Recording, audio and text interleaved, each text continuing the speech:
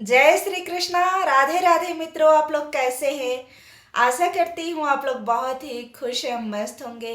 तो मित्रों, जैसा कि आप लोग जानते हैं कि हर साल कार्तिक माह शुरू होने से पहले शरद पूर्णिमा आता है। तो इस बार जो है कि शरद पूर्णिमा 6 अक्टूबर दिन सोमवार को पड़ रहा है 2025 में। तो आप लोग शरद पूर्णिमा खूब अच्छे से मनाइए। और शरद पूर्णिमा के कुछ विशेष नियम विधि होते हैं जिनको जानना आवश्यक होता है हमारे लिए।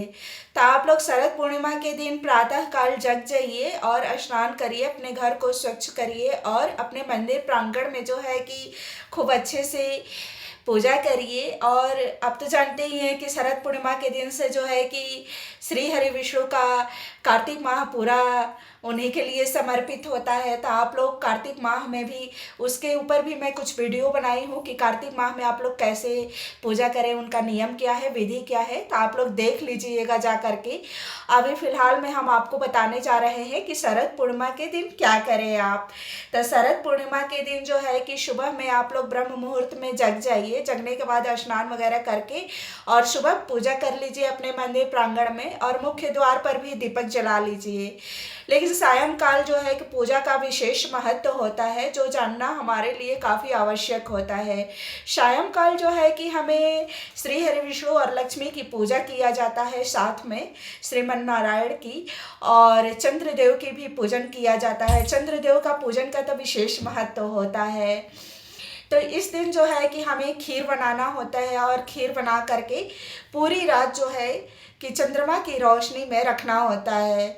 तो शाम को आप लोग पूजन कर लीजिए लक्ष्मी और विष्णु की और सभी देवी देवताओं की, और मुख्य द्वार पे आप लोग जो है कि 2 दीपक लगा लीजिए।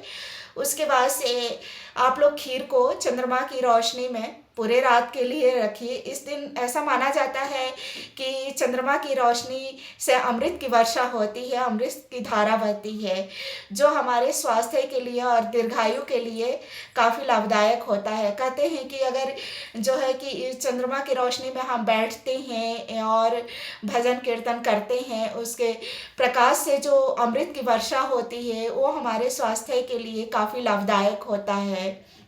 तो आप लोग विशेष रूप से इस दिन चंद्रदेव की पूजन करिए और इन चीज़ों का ध्यान रखिएगा कि इस दिन हमें भजन कीर्तन भी करना चाहिए। और चंद्रदेव का आप लोग जानते ही हैं कि चंद्रमा को सफ़ेद रंग काफ़ी पसंद है।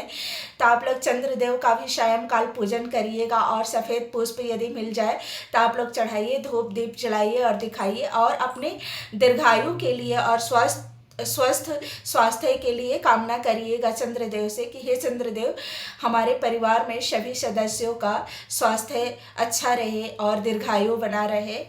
और आप लोग पूरा रात जो है कि उस खीर को चंद्रमा की रोशनी में रखिएगा। और हाँ, देखिएगा विशेष जीव जंतुओं से बचा करके रखिएगा, बालकनी में रखे, छत पे रखे, जहाँ भी अच्छे से प्रकाश आ रहा हो चंद्रमा का, तो वहाँ आप लोग खीर को रखिएगा, ढक करके छलनी से रखिएगा। इस तरह पूरा खीर मत रखिएगा, क्योंकि कोई भी जीव जंतु जो है कि उसको टच करेगा तो फिर नहीं सही रहेगा। या यदि आपके बालकनी में है कुछ तो उसको लटका करके उसमें छलनी लगा कर रखेंगे तो छलनी से जो है कि चंद्रमा की रोशनी उसमें पड़ेगी। और सुबह में फिर आप लोग जग करके स्नान वगैरह करके और पूरे सदस्यों में आप लोग उस खीर को थोड़ा थोड़ा प्रसाद के रूप में बांट करके खाइए। यदि कोई आपके घर में रोगी व्यक्ति है तो उसका जो है कि स्वास्थ्य में धीरे धीरे सुधार होगा, उसको उसके रोग जो है कि धीरे धीरे उसमें सुधार हो जाएगा, उसका रोग से मुक्ति मिलेगा, ऐसा माना जाता है। तो आप लोगों को कैसा लगा ये हमारा मैसेज संदेश?